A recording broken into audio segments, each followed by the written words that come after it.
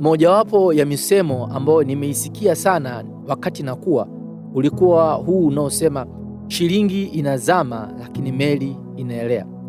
Na sasa nimekuwa kidogo katika kuangalia mfano huu, msemo huu, kuna jambo fulani la kimungu ambao ninajifunza ndani yake.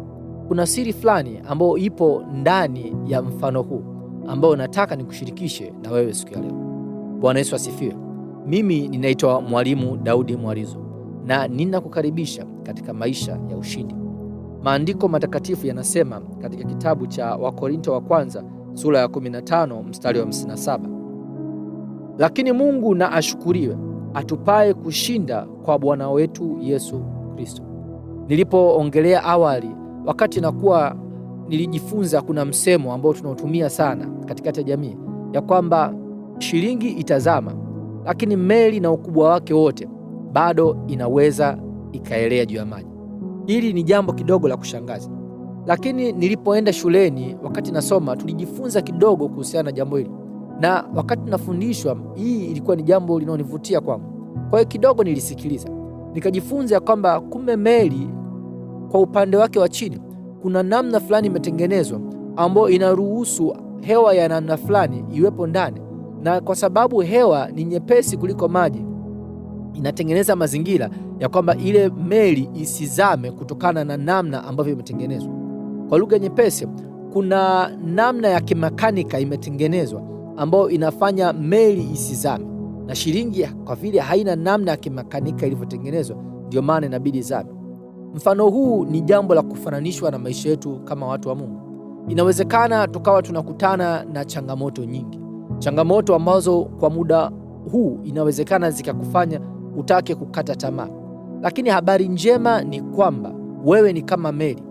Ndiyo, maji yanaonekana ni makubwa na inawezekana kuna dhoruba kubwa inakuja, lakini ndani ya meli kumetengenezwa mfumo wa kimakanika ambao unaiwezesha wakati wote ile meli ielewe. Ndani yako wewe mwana wa Mungu kuna mfumo ambao Mungu ameweka ambao unakuwezesha katika kila mara, katika kila changamoto uibuke kuwa mshindi. Ndio maana neno linasema hapa ya kwamba lakini Mungu na ashukuriwe atupaye kushinda kwa Bwana wetu Yesu Kristo. Ndani ya huyu Yesu tuliyompokea kuwa Bwana na Mwokozi wa maisha yetu, tumepewa uwezo wa kushinda. Haijalishi ni changamoto gani unakutana nayo, iwe ni kubwa kiasi gani, iwe ni ile ambayo inakuweka katika wakati mgumu kiasi gani, ndani yako kuna uwezo wa kushinda kila changamoto, kwa sababu Mungu aliyo upande wako ni mkubwa kuliko maadui walio upande wako, walio kinyume chako. Bado unaweza kushinda. Kwa sasa inawezekana kwa nje isifananie na vile ambavyo ulitaka iwe, lakini cha kufanya, endelea kumwamini Mungu, endelea mbele kwa imani. Neno limesema mwenye haki ataishi kwa imani.